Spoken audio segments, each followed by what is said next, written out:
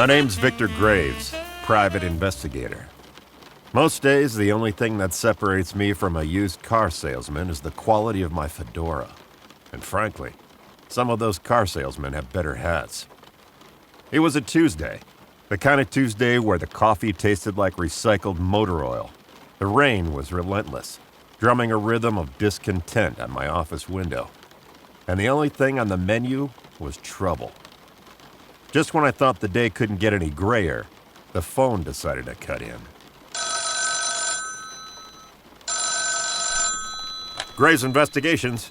Don't expect miracles, I'm all out.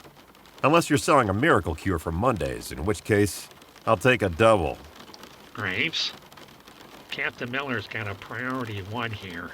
High-profile client. Says she's in a state of extreme agitation. Extreme agitation, huh? Sounds like a Tuesday. What's the damage? A socialite lost her virginity again?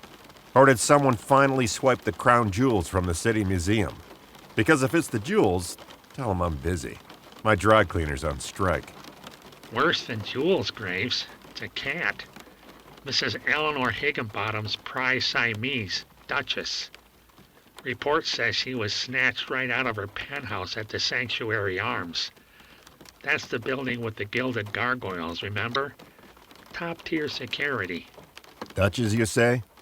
That name rings a bell. Didn't she win that citywide feline beauty pageant last year? The one where they had a red carpet for cats? That's the one.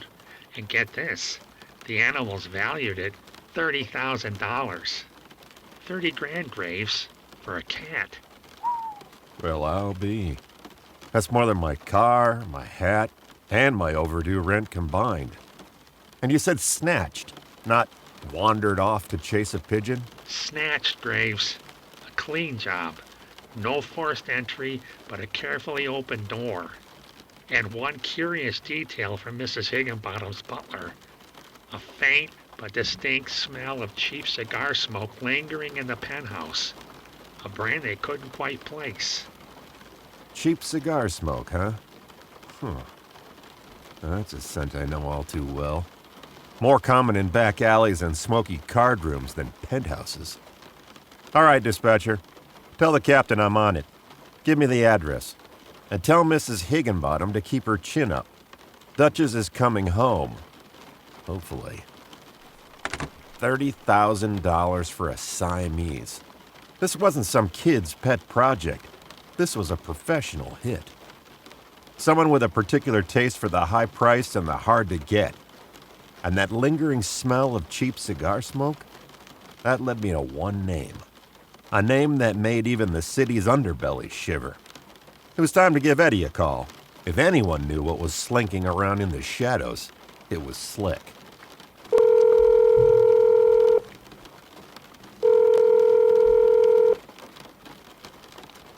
Yeah, hello? Slick Marino here. I ain't got nothing to say, copper, and I already ate all the evidence. I haven't seen nothing. Honest. Eddie, it's Vic. And I'm not after you. Unless you've decided to open that illegal ferret racing ring you mentioned. Oh, Vic. Hey, man, you almost gave me a heart attack. My tick is delicate, you know. What's up? Everything okay? My doctor says I got a delicate constitution.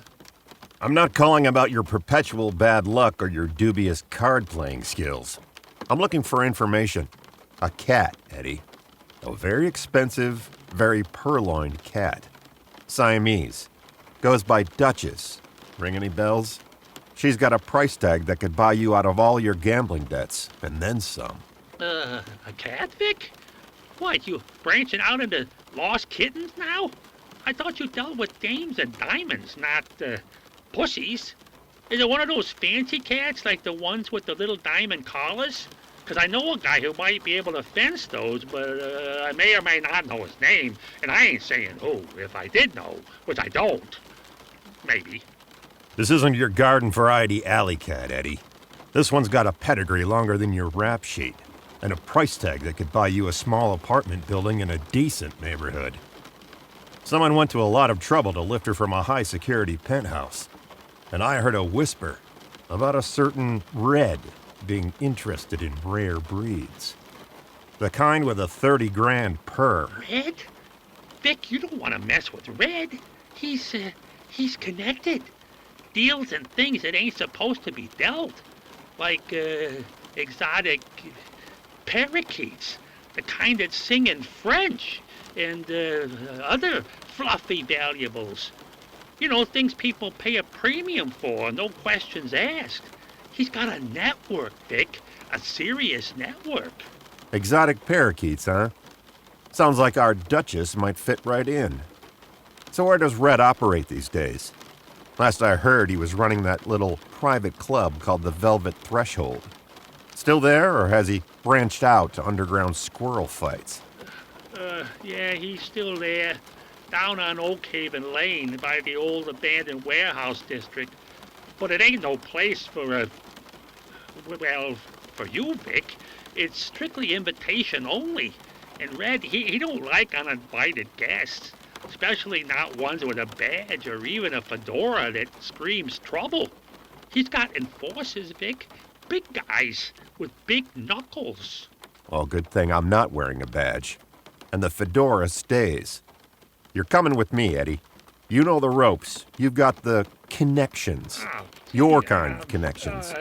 The kind that know a guy who knows a guy who knows the guy who sweeps the floor at Red's place. Me? Vic, no. I'm allergic to velvet. And danger. Mostly danger. Did I mention my doctor says I got a delicate constitution? My stomach acts up under pressure. I break out in hives just thinking about it. Your constitution's about as delicate as a concrete mixer, Eddie. Besides, I need someone who sounds like he belongs in a place like that. Someone who can blend in. Someone casual. The kind of casual that makes people think you're just there for the cheap drinks and the bad jokes. Casual is my middle name. Eddie Casual Marino. My mama always said, Eddie, you're so casual, you're practically horizontal. Oh, that would explain that floral tie you wear.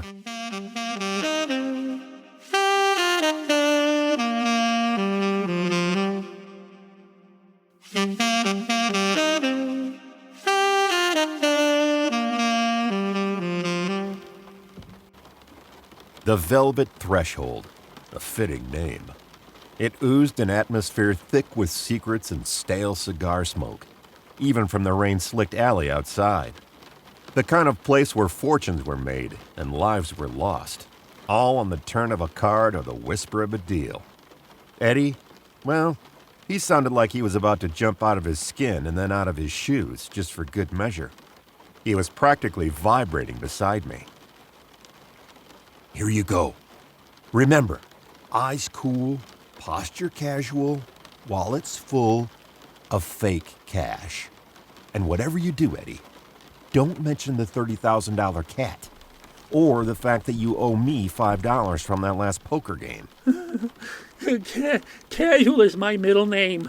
Eddie Casual Marino. See, I'm practically radiating calm. Oh, sure, Eddie. You're so calm if your knees knocked any louder. Basswood. Velvet Risk?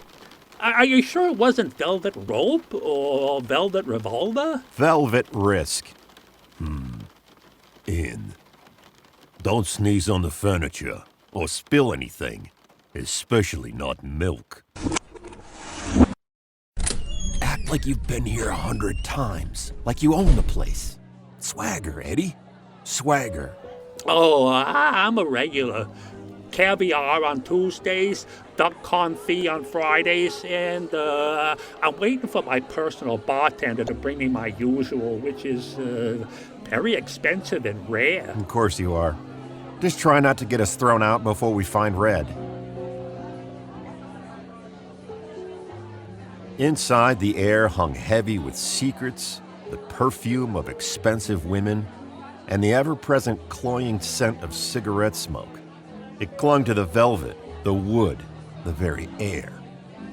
I scanned the room, picking out the usual clientele. The gamblers, the fixers, the dames with eyes that could melt ice. And then I saw it. Red's signature red lapel pin, glinting under the dim lights by the main bar. Our ticket to the ring. Eddie, meanwhile, was doing his best impression of a man who just discovered he'd worn mismatched socks to a high society ball. Vic, I feel like everyone's staring at me.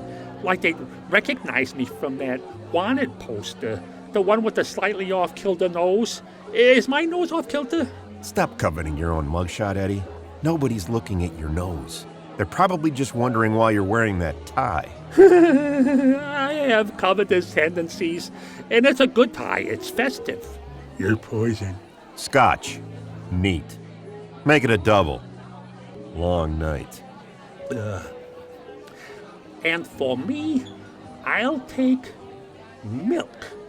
Room temperature, skim if you have it, and maybe a little straw. You're a brave man, or a desperate one. We usually reserve the milk for the kitten rescue down the street. He's an experimentalist, always pushing the boundaries of mixology. Sometimes it works, mostly it doesn't. We settled into booth 3, a deep burgundy velvet banquette that swallowed us up like a hungry monster. From here, we had a clear line of sight to Red. 2 minutes, I figured, to get his attention before Eddie's milk delivered its own crime scene. Why does booth 3 come with a spotlight, Vic? I feel like everyone's staring. And what's with that faint smell? Is it fear? Not that I know what that smells like. It's for people who need encouragement. And that smell is probably the lingering cologne of the last guy who tried to double-cross Red. It's distinctive. Oh, that's ominous. Very ominous. I think I preferred the smell of my own fear. Not that it was. Welcome to the Velvet Threshold, Eddie. Hope you packed your courage. With Vic and Eddie now inside Red's den of danger, will Red play nice?